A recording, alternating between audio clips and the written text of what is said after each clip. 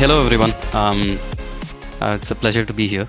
Um, my name is Narayan, and I have been in the automation space for a while now. I've been a programmer for about 23 years now, and about 5 years into my career, I realized that I needed, I was building a lot of web applications, and I realized that the testing of it was taking a lot of time. So the first thing I wrote was open source Sahi, which was in 2005, and uh, I maintained it for about like 4 or 5 years, and it was fairly popular. And we were targeting web applications at that time, and it was it was our Sahi was aimed at testers. What it meant was it was supposed to be low code. It tried to actually minimize the amount of technical complexity that a tester needed to understand to be able to use the software and accomplish test automation. Um, Around the same time, Selenium was also picking up. It was a different take on the same problem of automation, but a very programmer-centric problem. But we had a very low code approach to it. Initially, it wasn't very low code; it was a scripted thing. But as in about like 2009, we started the Sahi Pro professional version of Sahi, and there like we started moving more and more towards low code. So. Um, and what we realized was the overall problem of test automation was a productizable, customizable problem in the sense that you could make a product out of it. And then when people needed something out of it, they needed to just customize the solution or the platform, and they need not actually build the whole thing again and again. So we had been approaching near no code towards the end of like about 3 4 years back, and that is when we realized, hey, maybe we should attempt a full no code solution now. So the test flow charts is actually we've been working on it for a while, and what we wanted to accomplish was to see if we could build something that a person who does not understand the technicalities of test automation could actually pick and start using to automate their applications. So meanwhile, in the past few years, right, we had been strengthening Sahi Pro. So initially, it started off being like easy to use because it doesn't use XPaths and like complex things, and it had automatic weights, etc., and reporting was inbuilt, etc. But then, as we progressed, we realized, it's just the web automation part is not enough for real enterprise projects. So we brought in desktop automation, mobile automation, SAP automation, etc. So right now with Sahi Pro, what you could accomplish is like drive a flow across mobile from, let's say, you originate from the web, like do an OTP verification on the mobile, or like do some booking via the mobile, then come back to the web and then verify that things are working, etc.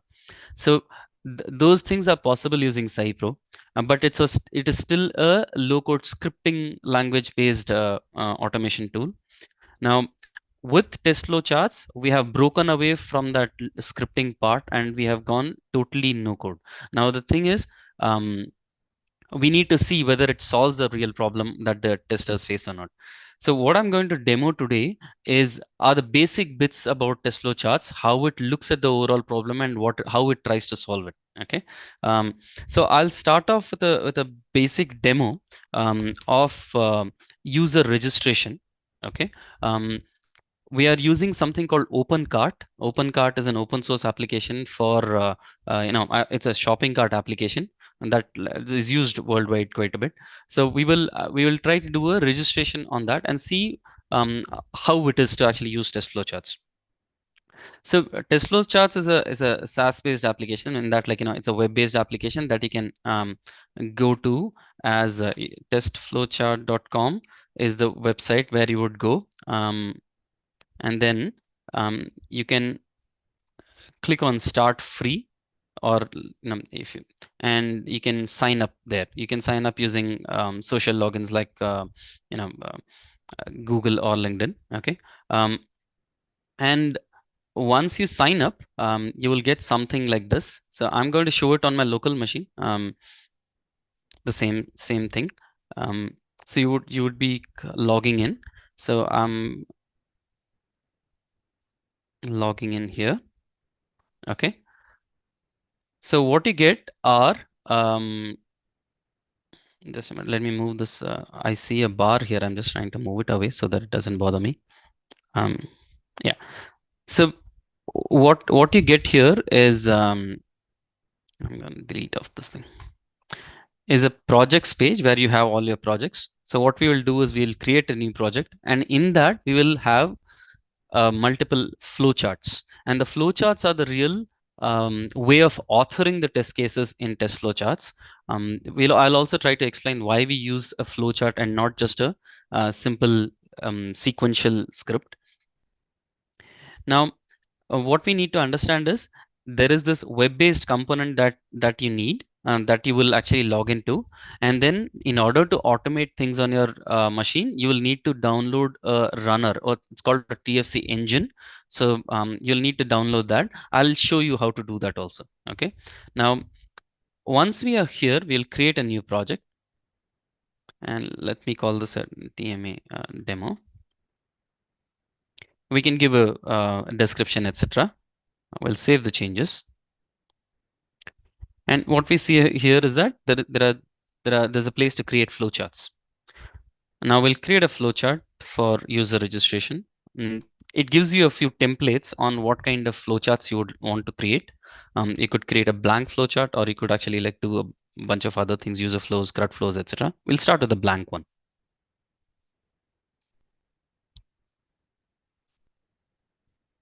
So this is a blank flowchart, and what I'm going to do is um, write a simple flow here. So let me do this. I'm going to add a node and say, give it a label saying user or just registration, let's say registration. Then I'll add a node of an action. So, and I'm going to give it a shortcut action saying that, we want to navigate to the registration screen. Then we'll add another node to say, hey, you know what, enter user details. Here you see that I've entered the user as hash user. Okay. Hash user actually means that there is an entity called a user.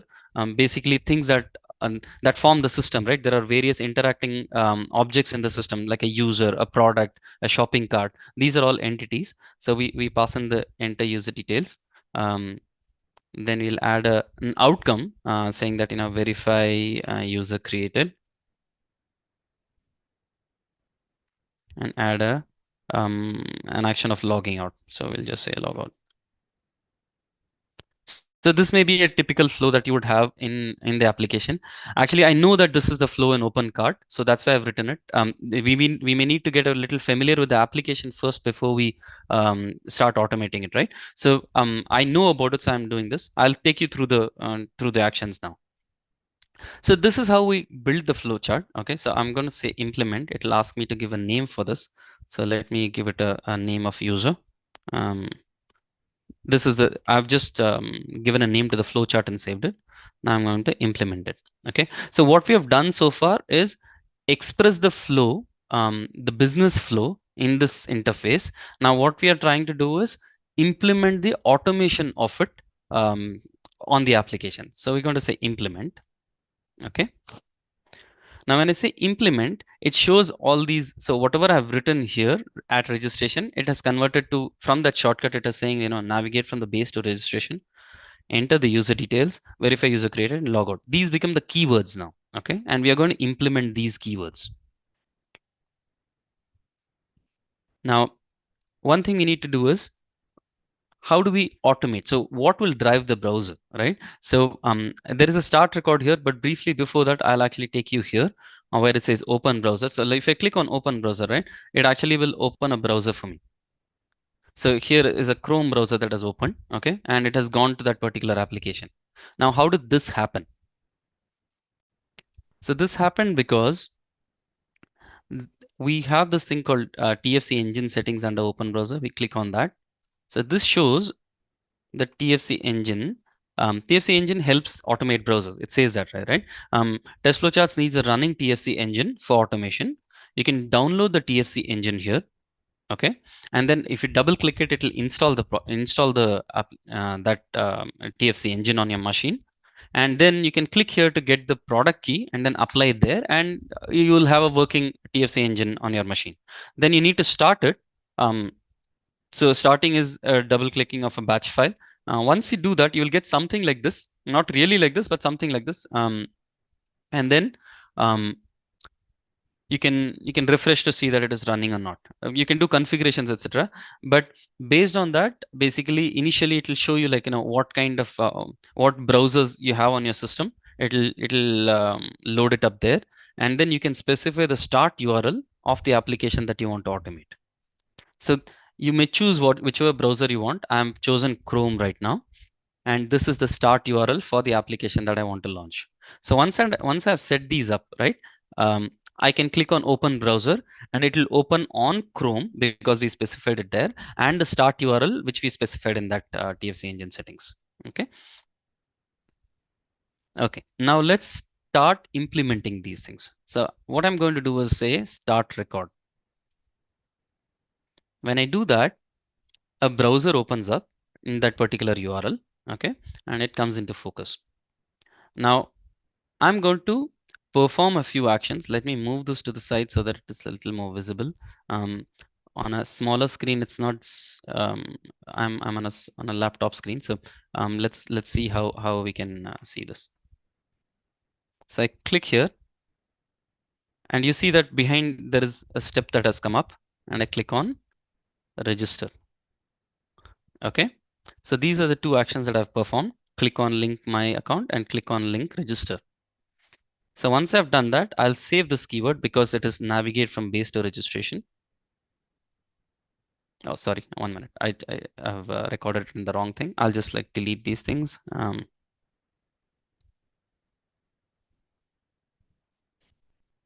need to record here. Okay, so I'll just re-record these steps.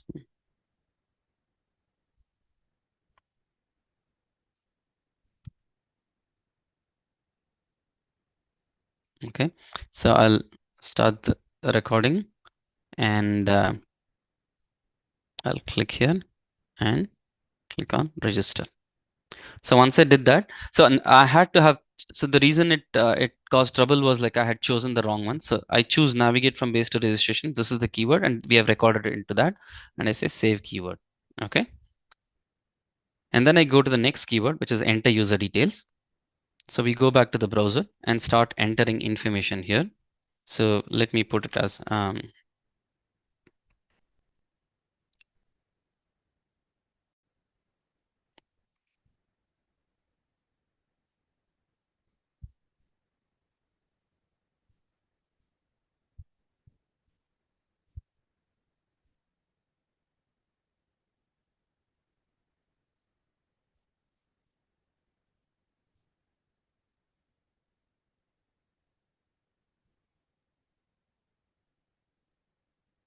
so I've filled in a bunch of values, and I've clicked on create.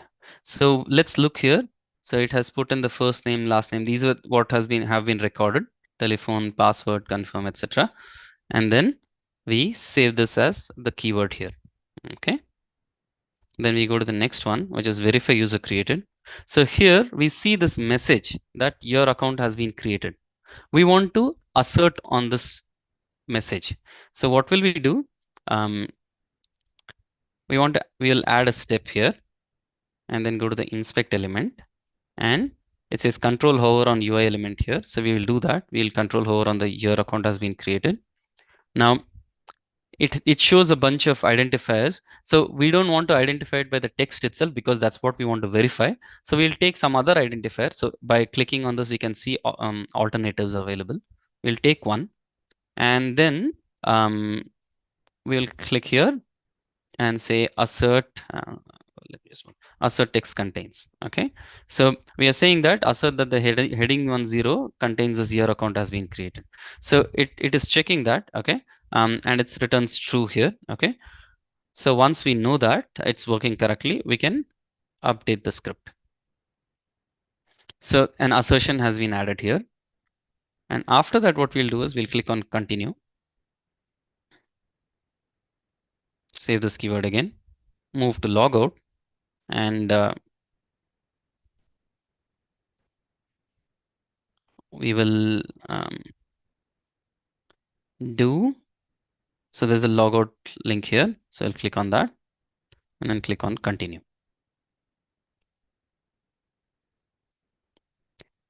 and we'll save this keyword. So this is how we have implemented the flow of user creation, okay, user registration. Now if we were to play this back, okay, do we anticipate that it'll work? The thing is, it wouldn't work. The reason it wouldn't work is most registration forms need a uniqueness to the email or the username or something like that. In this one, in this application, the email address is unique. So if we were to play this again, this will fail. So what we need to do is, instead of running it with the same data, we need to either pass in different sets of data or allow the application to generate random data every time. Okay, so let us look at that. So one thing I can do is I'll just run it once and show you that it fails. Okay, so I'll run.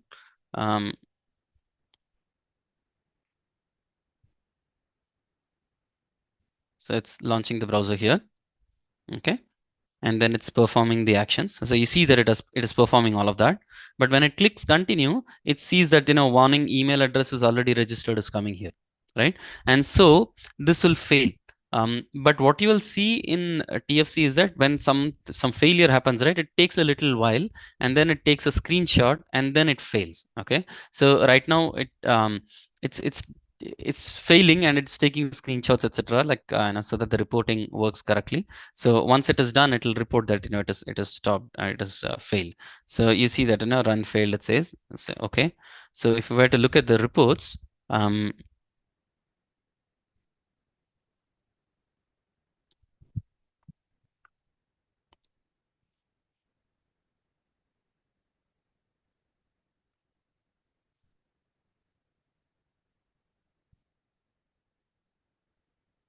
so you see that it has failed. Okay, it says this, and then in verify user created, there is a failure where there is the assertion. And if you actually so on script error, etc., if you see, it will show you a screenshot of what failed. Okay, so it gives you a screenshot, and from there you will be able to figure out that hey, the email is already there. So this is how the reporting looks. But let's actually go back to make our script work. Okay, or I shouldn't say script because it's not really a coded script, but we'll have to make this flowchart work. So let's do that. So let's go to the enter user details part. One of the things that you will do in automation normally is we will see that, okay, these are the parameters that need to change. So we'll actually try to parameterize functions, or like remove them somewhere outside, or try to pass in data into that particular thing. And another thing that you will do is store all the UI element identifiers in some place, so that when tomorrow, if at all the application changes, modifying those UI elements becomes easy. Okay, so to accomplish both of these, right, to be able to pass in data and to be able to store these UI elements in a specific place, we will do a quick extract. Now when we do a quick extract, it shows us all the elements that are there, okay, and the values that are there. So what I'm going to do is I'm going to say I'm going to assign it to, or rather extract it into this entity called user, and to this attribute called user.firstname. So what will happen is all these things will be stored against the user's first name. This will be stored against the user's last name, email.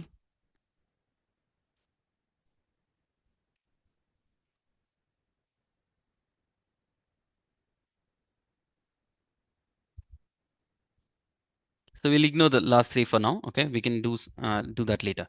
So we have passed it.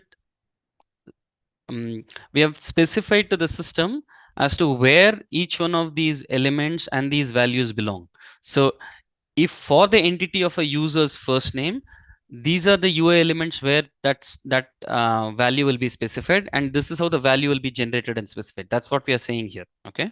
So when you say extract, you see that these steps have become set value into the first name input, the value is user dot first name. Okay. So similarly, it has done similar things. So I see that like the last name variable is incorrect. So as an the name is wrong. So I'll just like name it as last name. Okay. Okay. So let's go to that entity. Okay. And look at what first name, last name, etc. do. So against the first name, the UI element name, you can give any name here. This is the element that is stored. And I'll come to this later. And there are data generators for that particular element. You can specify where the data needs to be, how the data needs to be specified in this test. So we'll ignore all this. We'll just go to email, because email is where we want the uniqueness. Okay. So here again, you can see that in the UI element, it is specified here. In the data generator, it has taken the values that we had specified. And if we want to actually make it random, right? If we want to keep adding things or like make it unique, we can add a timestamp to the email address. Okay. So it'll add like, after the email address, it'll add something so that it becomes unique every time it runs. So I can like, refresh it and see like, how it looks every time. And then I'll save this entity. Okay. Now, now that I have saved this, okay, now I've saved the email. I have configured the email to uh, add a randomness to it and become unique every time. I'll save this keyword and then I'm going to run this. Okay. Now let's see if it runs correctly.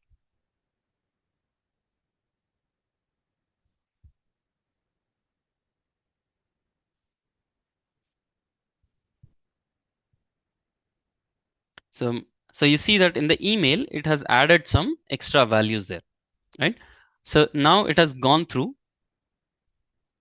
it has created the account. Now, if we run it again, you'll see that it'll work fine. So every time it is auto-generating some data. Data generators can be associated with any input element or any entity attribute. We can specify, okay, I want the first name to be modified every time or the last name to be modified every time, etc. And it'll do that correctly.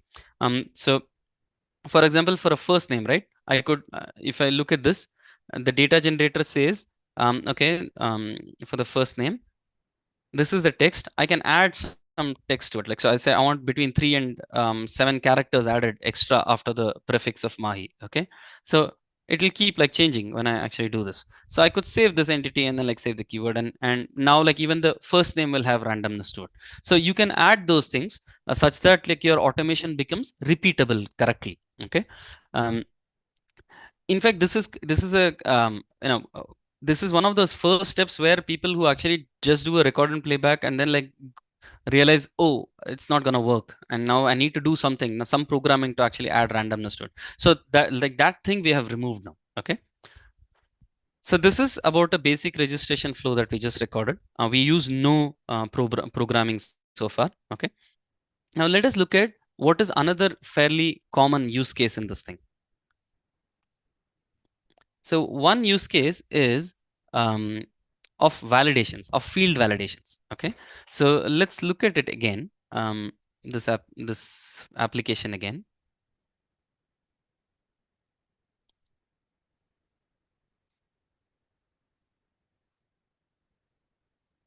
Now let us say that we do not fill any values and click on continue. Now what we see is each one of these fields is showing up an error message. Okay, and the error message says, okay, first name must be between 1 and 32 characters, and this error element is associated with the first name. This one, the last name must be between 1 and 32, is actually associated with the last name. Email address with the email. So what we are seeing is, in this application, for each input element that we have, there is a corresponding error element associated with it. So in the UI, the error for that element always appears in that particular place. So let us look at this and configure this so that it can do validations. So let's go back to the user entity, and we want to see, okay, for the first name, it said like the name should be between 1 and 32 characters. So let us see what happens if it is more than 32 characters, and what happens if it is like, 0 characters, for simple reasons, right? So let's go to invalid values here for that particular first name, and we are going to input the value, then what the error message should be, and any comment that you have. Okay, so let's look at this. This is the error message that is come. Let's actually do this last name so that we can learn something more on that. So in the last name, I'm going to do blank and big text. So let me click on suggest. So when I click on suggest, it says, hey, you could actually, these are the invalid value suggestions for last name. It should not be blank. Okay. So we put one for should not be blank. And this is the actual error message that comes in the UI. Similarly, like for a very big name, long last name, I'll give a fairly long last name. Okay. I haven't like exactly calculated that it is 33 characters, but let's just go with this now. So these are the invalid values, and then we save this. Oh, sorry, it went back. In the UI element, we need to specify where this error message is gonna appear. So for the last name, we are gonna say that this is the place where the message is going to appear. For that, we control hover on this element. Let me just unselect it and control hover. You see that that element is getting identified here. Okay, so we have like multiple ways of identification. Okay, we don't want to identify it by the text itself, so we'll go with something else. But the other two actually look a little tricky. So because it has an index, it says text danger 1. Okay, so what is text danger 0? So most probably it is this one, the first names one. Okay, so it says text danger. This would be like text danger 2 maybe, right? So basically it is just like it has multiple elements identified by the same identifier, so it is indexing it. So let us remove the index so that it is this, if the order changes of these elements, then also it will work correctly. So what we'll do is we'll identify this last name, but we will try to anchor it, or like make it, we'll try to identify it in relation to this last name. So first we'll identify the last name here. So here it says label last name, and then we'll click the anchor button. And then we'll try to identify this message. So if you look at the options, it says text danger near label last name. So this looks fine. So because we are not indexing it and we are associating it with something that has business value. Okay. So this seems like a fine one. So if we were to highlight it, it will highlight and show you that, this is the place where the error is, right? Or not the error, the messages. So we'll use this element. Okay. So we'll just like drop it here and we'll save this entity. So what have we done to this last name? We have actually said, if there is an error, this is where the error message will appear, and these are the invalid values for it, and for these invalid values, these are the error messages that we will see, and that message will appear in this element. Okay, so I'm saving that, and what I'm going to do is I'm going to run the validations, negative validations. Okay, so I click on the validations negative. So let me close this for now and then click on validations negative. So what you will see is a browser launch and the same registration process attempted, but with those values. So first time this last name is empty. Okay. The second time this last name is huge. Okay. And it verified those error messages. Then it went on to do the right the correct last name, and then like it verified that the flow is correct. So by just specifying the error element and the error values and their messages, we were able to do the validation automatically. Okay, so this takes care of the second part. First one was data generation. The second part is validations in the system. So these two are now taken care of. Okay, now what are positive validations, by the way? So what you could also do is, you could say, because it said like the max number is 32 characters, you could actually check with like boundary values of like 31 characters, 32 characters, etc., and then see whether they are working or not. So you can force it to actually use that number of characters in the value, and then check that it is working correctly. So for boundary values, this is a useful place to useful way of checking it. Okay, now let's close this. Okay,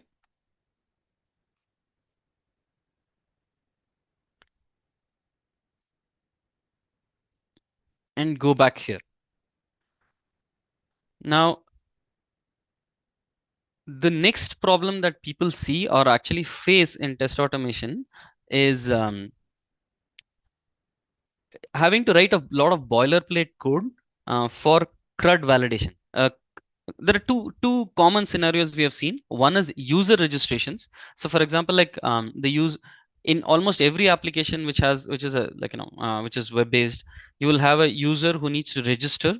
Then they need a login, logout, um, forgot password, and then like resetting of the password. These are like standard things that people have to do in user registration. Okay, so for every application you need not write all of that. So you may actually use one of those pre-built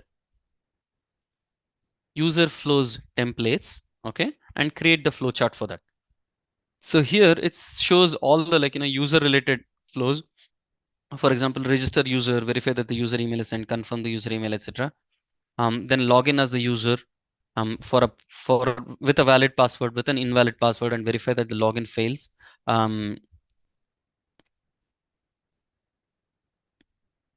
Then you have these editing of the user.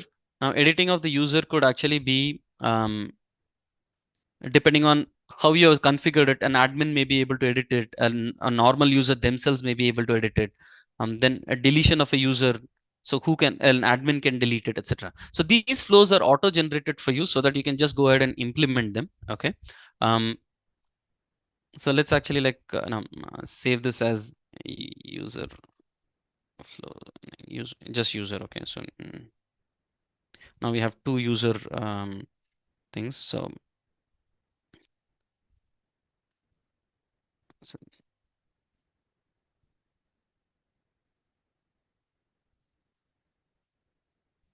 I'm disabling the user that we had created before, and keeping only the one which is which we have generated via the template.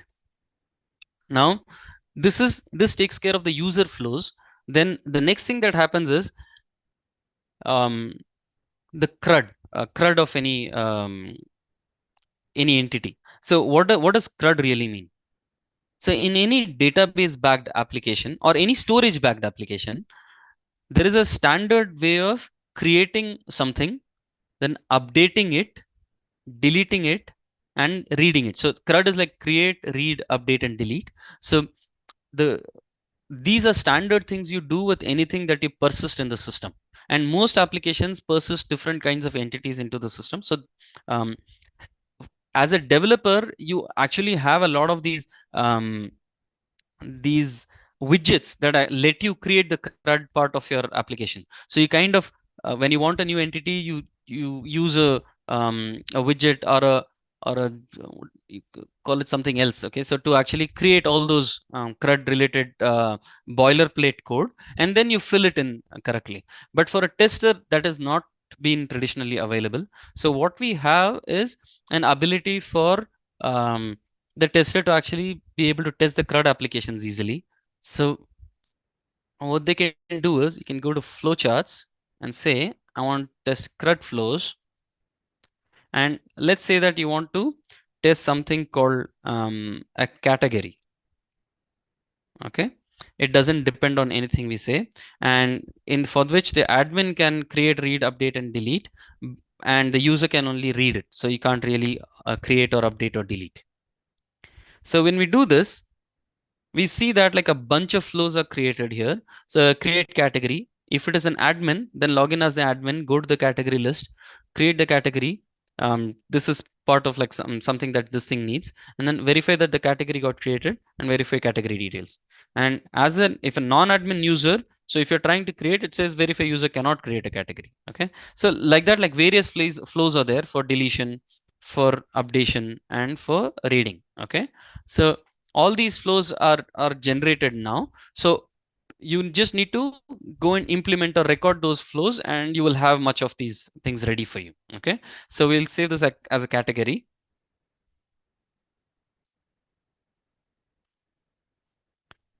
Now what happens is, a test flow normally depends on a lot of things, in the sense that um,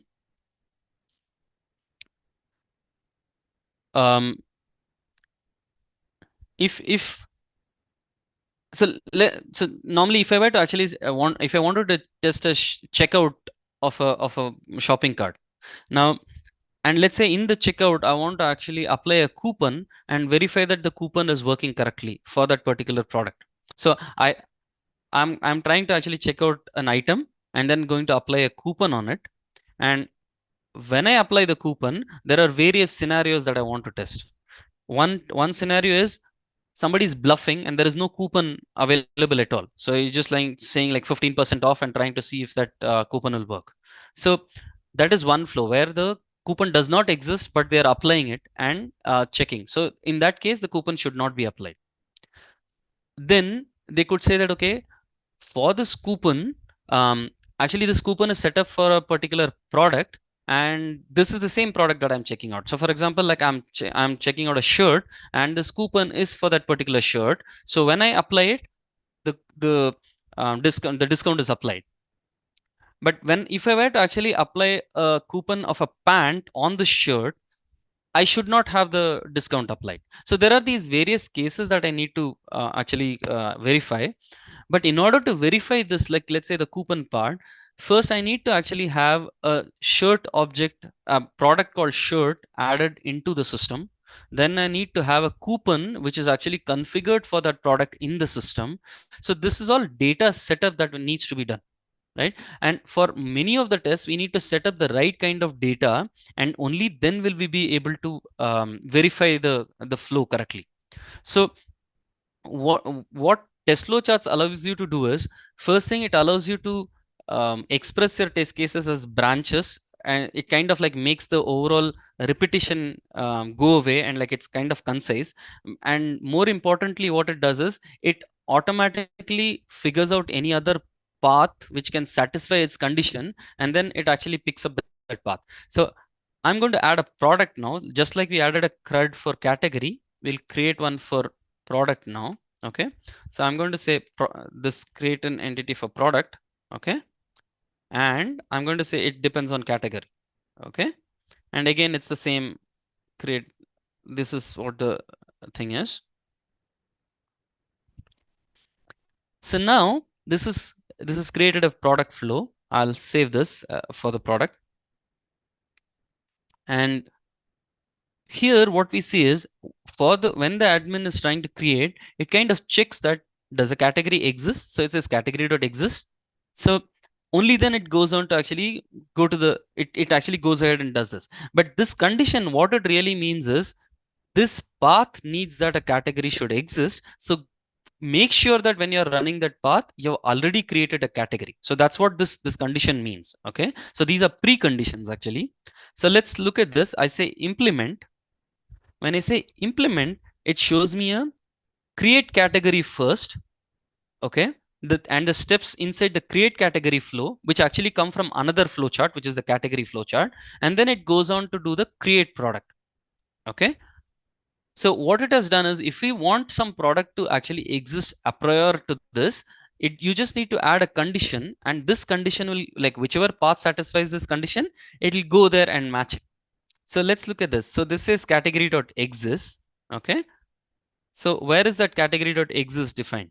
So if you go to the category flow, here in this create category, we say category dot exists equal to true. This is an outcome and this is a condition. So the condition matches an outcome, and whichever paths actually match the outcome, it treats it as a precondition. And this is not just about it's as a pre-path. It's not just about one condition. You could have complex conditions for your test case, and it will actually go ahead and match all the pre-paths and set up all the data first, and only then execute this particular path. Okay. So this is one of the main core features of test flowcharts, to be able to set up all the precondition data that is needed for a path. So let's actually just see what happens if we just comment this out. Okay.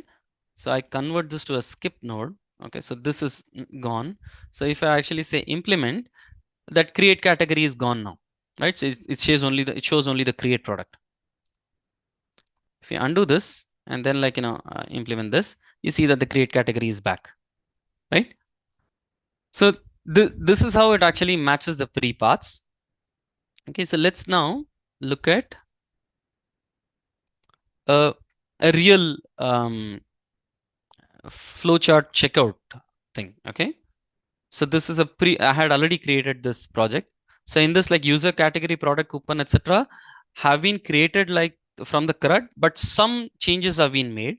For example, when a coupon is created, you can say, is the coupon for a particular product, which is like, is this coupon for a shirt, let's say. Okay, ensure that that shirt product exists, and then assign the product to this coupon. And you can also specify here that coupon dot product equal to product. Okay, so it assigns these two objects, like whatever coupon is being created and the product that is being created, it sets the product to the coupon dot product. Okay, and similarly, for if you want a coupon for a category, for example, it's like clothing, let's say, and then you actually have, if a category dot exists, it will ensure that the clothing category exists, and then assign this coupon to that clothing category. And then here again, like, this is the outcome that is specified, coupon dot category is equal to hash category, which will be matched by whichever path asks for it. Okay, so this is one change that we have done here. And let's go to the checkout now. Okay, so what does this talk about? So we are saying checkout, the user should not be an admin, the user should exist, and a product should also exist for this path. Then we are logging in as that user, and then going to the checkout screen, we search for the product, add the product to the cart. Now, do you want this cart to be checked with a coupon? No, then just verify the cart total.